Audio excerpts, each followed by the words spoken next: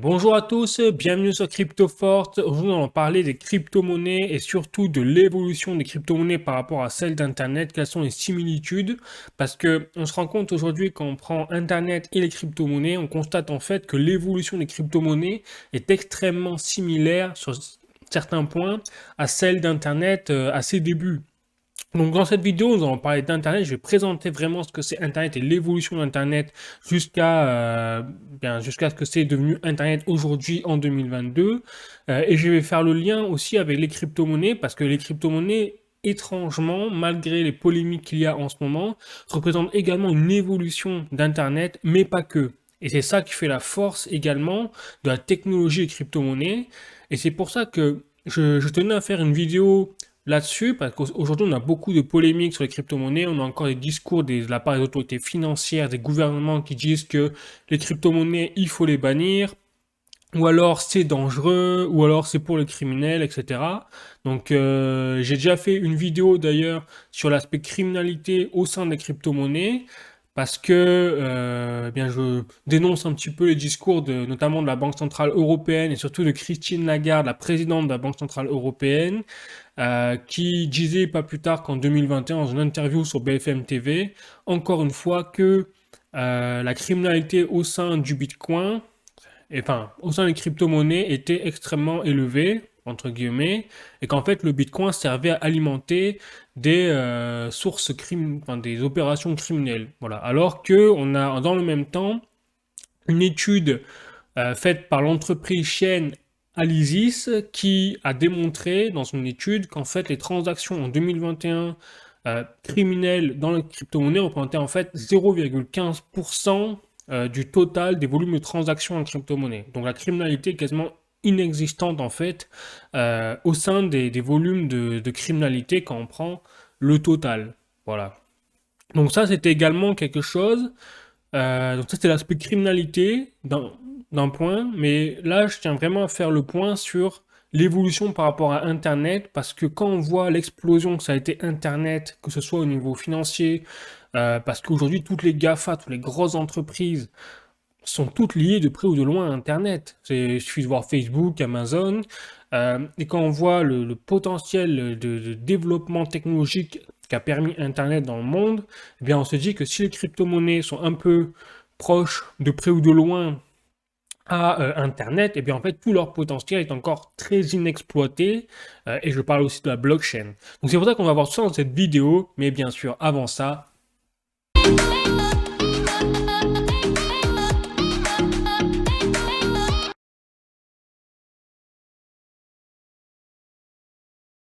donc effectivement, j'ai fait un article récemment sur cryptoforce.fr. Ça s'intitule L'évolution des crypto-monnaies proches de celle d'Internet. Donc déjà, je vais commencer par faire le focus sur Internet, vous présenter comment a été créé Internet et son évolution jusqu'à aujourd'hui en 2022. Je me suis pour cela basé sur, écoutez, un site historique un peu avec une timeline faite il y a en 1997 par Erzakon. Voilà, donc on a toute en fait la trame de la naissance d'Internet jusqu'en 1982, 1984. Donc il y a vraiment toutes les dates. Je vous laisse, enfin, je vous mettrai le lien, comme ça vous pouvez voir par vous-même si ça vous intéresse. Alors c'est en anglais, donc bien sûr, il faut comprendre l'anglais écrit, bien sûr, mais je trouvais très intéressant parce que c'était très complet. Donc moi je vous ai fait un petit résumé, bien entendu. Et donc, en fait, Internet déjà, il a été créé dans les années 60 par un laboratoire dans un premier temps, puis il a été ensuite développé par le département de la défense américain, c'est-à-dire le DARPA à l'époque. Parce que vous savez, c'était à la suite de la Seconde Guerre mondiale, donc vous aviez quand même à l'époque aussi des nombreux financements militaires au niveau de la recherche. En plus, vous aviez la guerre froide dans un contexte à l'époque. Et on n'était pas loin également de la recherche spatiale parce que fallait envoyer des hommes dans l'espace. Donc là, c'était le contexte de l'époque. Et dans ce contexte-là, donc Internet a vu le jour dans un laboratoire. Ensuite, vous avez un réseau ARPANET qui a été développé donc au niveau militaire en 1969. Et enfin, vous avez le premier transfert de données qui a eu lieu et qui a permis la connexion des premiers ordinateurs au sein juste de quelques universités. C'est-à-dire qu'en fait, le premier Internet a été créé via un réseau appelé ARPANET et qui lui a connecté juste quelques ordinateurs au niveau local dans des universités. Voilà. Et donc ensuite, c'est en 1971, on a eu le premier courriel qui a été envoyé justement via ce réseau. Et à partir de 1971, ce réseau s'est développé jusqu'à enfin sa démilitarisation en 1990. C'est-à-dire que le réseau Internet était à la base en fait militaire, uniquement une technologie militaire, et il a été démilitarisé et passé au mode civil en 90. Voilà. Et donc c'est à cette date-là d'ailleurs qu'on a utilisé et qu'on a défini ces réseaux-là comme étant le mot Internet. Et à cette époque-là, en 1990, eh bien, il y avait plus de 100 000 ordinateurs dans le monde qui étaient connectés au réseau Internet, c'est-à-dire ridicule. Et en 1992, vous avez 2 ans plus tard déjà 1 million d'ordinateurs qui étaient connectés. Et enfin, en 1996, vous en aviez 36 millions, c'est-à-dire une énormité exponentielle en fait dans l'explosion de l'utilisation de la connexion des ordinateurs au réseau Internet.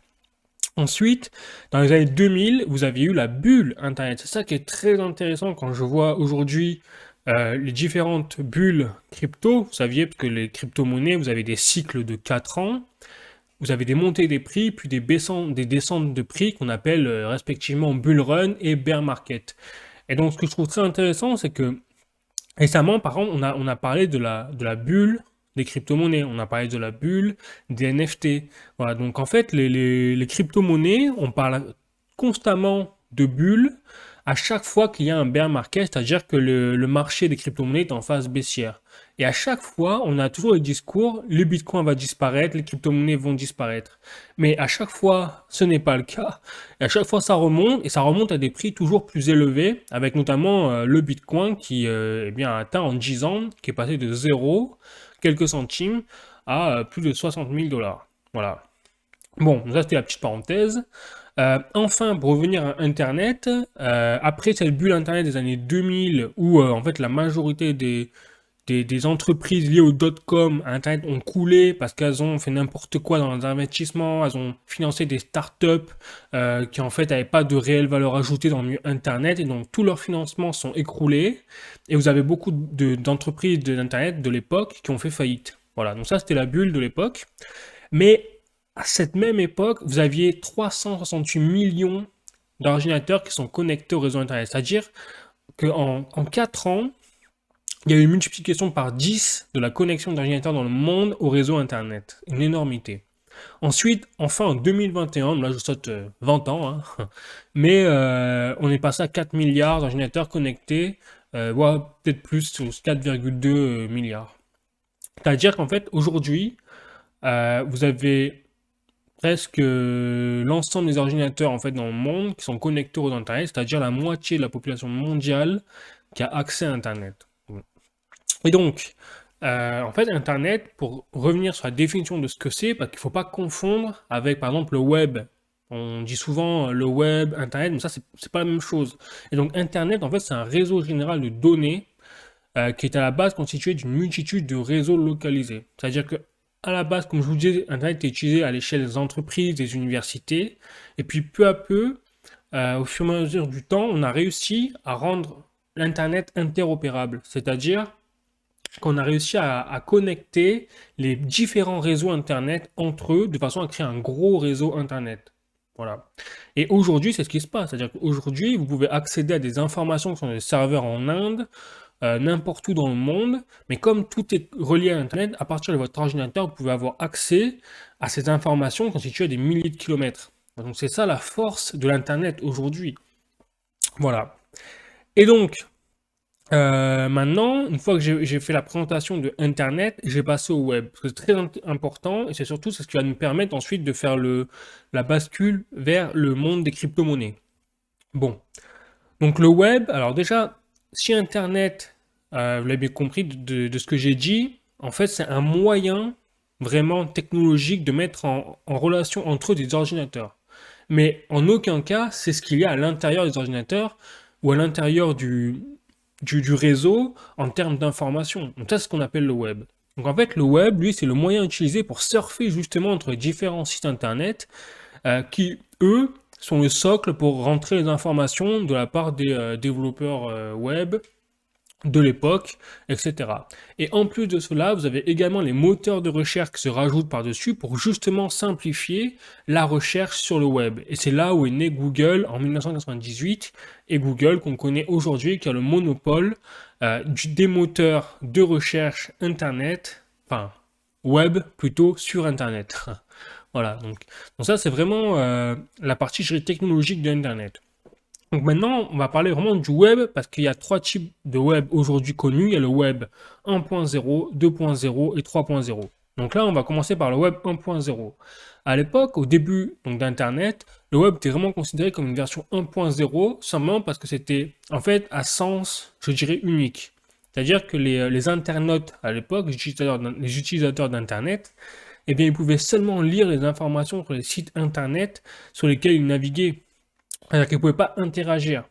Et les développeurs web, donc du coup, rentraient leurs informations, écrivaient leurs articles, un peu comme je suis en train de vous présenter sur la vidéo, mais en aucun cas, ils pouvaient interagir, il pouvait y avoir un lien entre les personnes qui lisaient et les personnes qui écrivaient l'article. C'est pour ça qu'on appelle vraiment le 1.0. Et enfin, c'est qu'à partir des années 2000, avec l'émergence justement des réseaux sociaux et les forums également, qu'il y a eu la naissance du web 2.0. C'est-à-dire en fait que là, le web 2.0 a évolué, a permis l'évolution de la relation entre les internautes d'un côté et les créateurs de l'autre, de contenu. Et donc vous avez eu la naissance à cette époque-là de Facebook, je crois que c'était en 2007 ou 2008. Vous avez eu YouTube également qui a permis de faire le lien justement entre vous et moi, justement. Et donc, c'est ce qui a permis de créer vraiment un lien social plus soudé au niveau humain avec le web 2.0. Voilà. Et enfin, en 2022, je dirais 2020-2022, on a eu la naissance du web 3.0. C'est-à-dire qu'en fait, depuis quelques années, c'est vrai qu'on a l'essor de l'intelligence artificielle déjà d'un côté, mais également de l'analyse de l'exploitation des données numériques, c'est-à-dire le big data. Et avec cela, eh bien, en fait, aujourd'hui, on a beaucoup de sites internet qui fonctionnent grâce à des algorithmes très sophistiqués qui permettent justement d'analyser et d'exploiter de plus en plus efficacement des données numériques, en fait, laissées par les internautes. Mais le problème, c'est qu'aujourd'hui, c'est tellement surexploité que c'est devenu déjà un commerce. Et c'est devenu par exemple le commerce de Facebook, même de Google, qui génère des milliards de dollars de revenus grâce en fait aux données personnelles laissées par leurs utilisateurs. Et ça va tellement loin, c'est une polémique, parce que je ne sais pas si vous vous souvenez de par exemple Cambridge Analytica et l'affaire de Donald Trump, je crois que c'était en 2017 au moment où il a été élu. Eh bien personne ne pouvait imaginer à l'époque, je me souviens une seule seconde, que Donald Trump allait devenir président face à Hillary Clinton, si je ne me trompe pas. Ouais.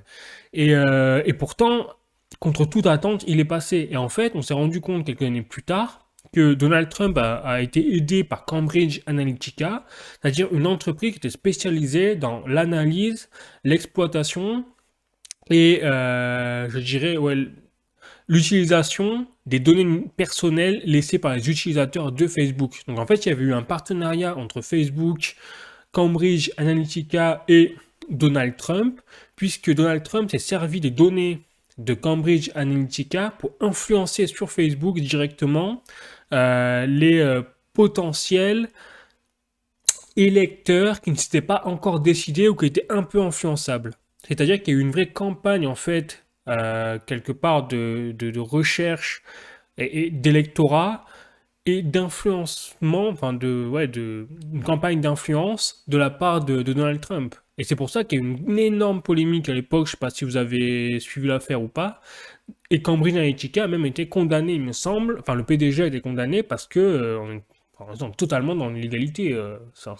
Et à l'époque, d'ailleurs, même que les services secrets américains pensaient que c'était les Russes.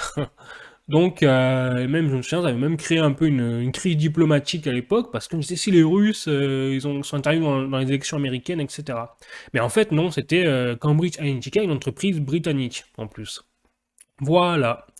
Donc pour vous dire que à partir de là, il y a eu vraiment une confiance qui a commencé à être brisée entre les internautes, même les créateurs de contenu, mais surtout les entreprises du numérique GAFA qui exploitent un peu n'importe comment, à leur fin à elles, pour générer de plus en plus de revenus, les données personnelles. Voilà, et c'est dans ce contexte-là qu'on a eu l'essor du Web 3.0, donc une insertion fracassante, j'ai envie de vous dire, puisque en fait, comme là, si vous avez compris ce que je vous ai dit, c'est que le web 1.0 et le web 2.0 sont des webs centralisés. C'est-à-dire que les internautes ne peuvent pas faire grand-chose, si ce n'est que d'écouter, de donner leurs avis, mais c'est tout. Là, avec l'émergence du web 3.0, eh bien, on a l'émergence d'un web décentralisé. C'est-à-dire dans les mains, en fait, non pas d'une poignée de personnes qui gèrent par exemple le site, mais dans les mains de la totalité des utilisateurs. Là, c'est là la différence. Et en fait, c'est donc le peuple, quelque part, qui possède la main mise sur ses propres données personnelles. Donc déjà, ça change la donne.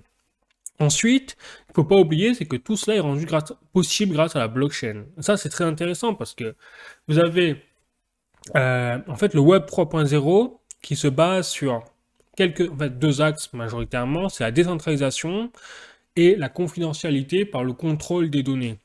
Cette émergence du Web 3.0, elle a vraiment eu lieu depuis 2021 à peu près, puisque on a eu vraiment une explosion déjà même à l'époque des NFT.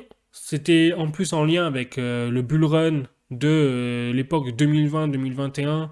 Vous avez eu les prix du Bitcoin qui ont fortement augmenté.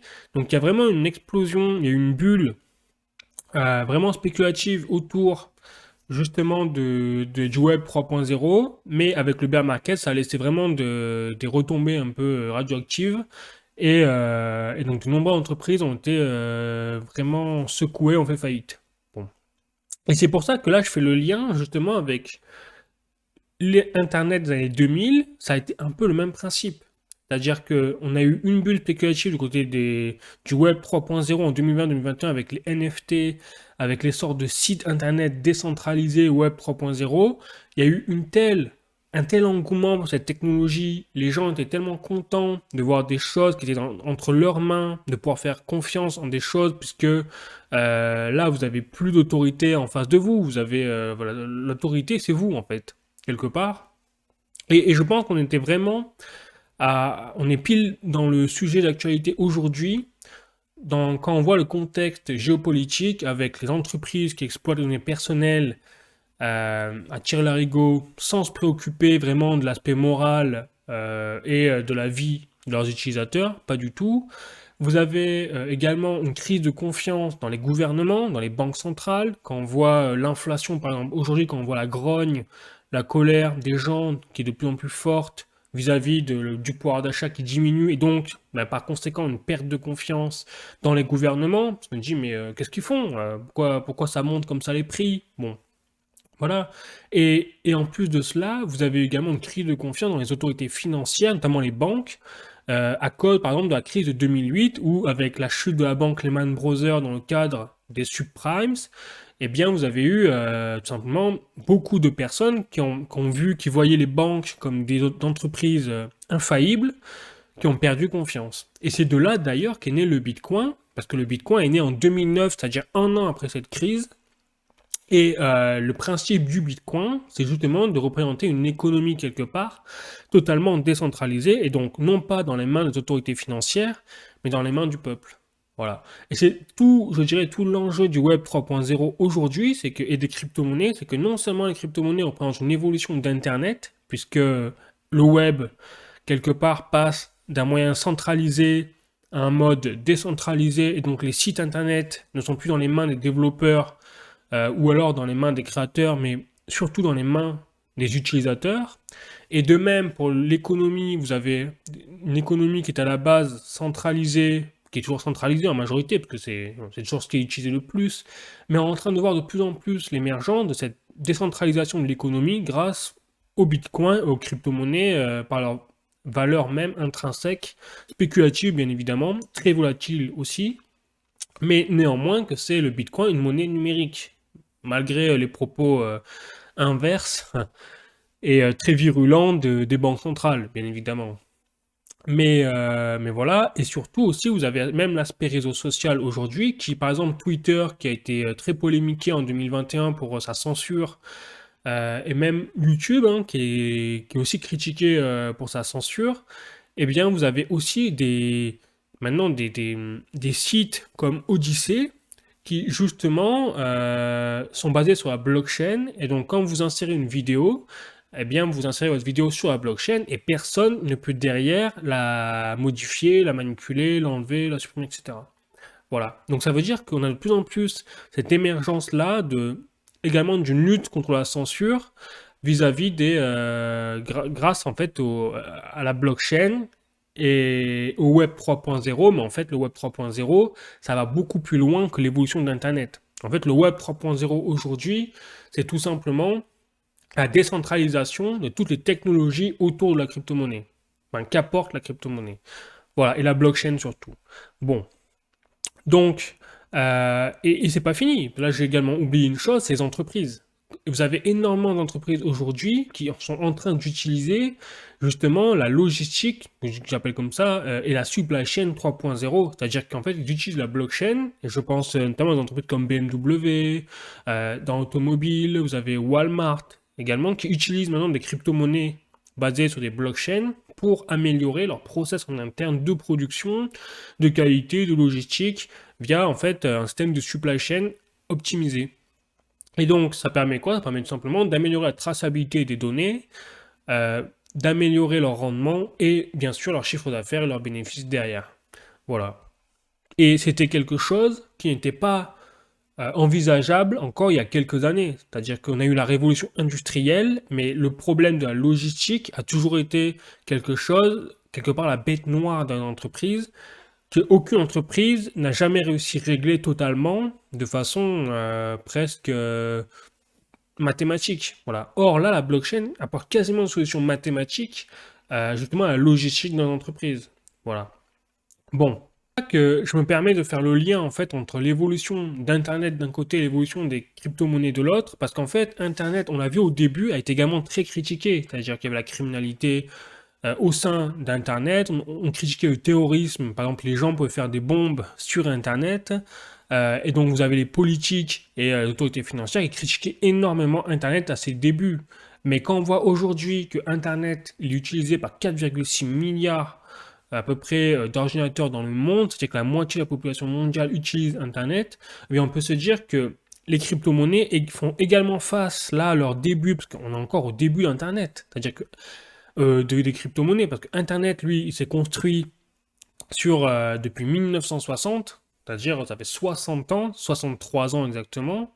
Vous avez les crypto-monnaies, le Bitcoin est sorti en 2009, c'est-à-dire il y a 13 ans, 14 ans. Donc, pour ça que quand on voit l'évolution aujourd'hui des crypto-monnaies, elles ont énormément de similitudes avec l'évolution de l'Internet. Et c'est pour ça que je pense aujourd'hui en plus avec les cartes Visa, Mastercard, qui sont aujourd'hui depuis 2021-2022 autorisent les paiements en crypto-monnaie dans 80 millions de magasins de commerce, eh bien ça peut être aussi également la clé. Et donc c'est pour ça que je fais cette vidéo pour dire on est peut-être à un tournant dans l'adoption massive des crypto-monnaies. Parce que avec ces cartes Visa, Mastercard, donc liées avec les plateformes exchange comme Binance, Crypto.com, etc. C'est des plateformes où vous pouvez acheter et vendre vos crypto-monnaies. Eh bien, derrière, ça veut dire que si, en fait, vous n'avez quelque part plus besoin de monnaie fiat et donc plus besoin d'argent, en fait, dans un système bancaire traditionnel qui est centralisé.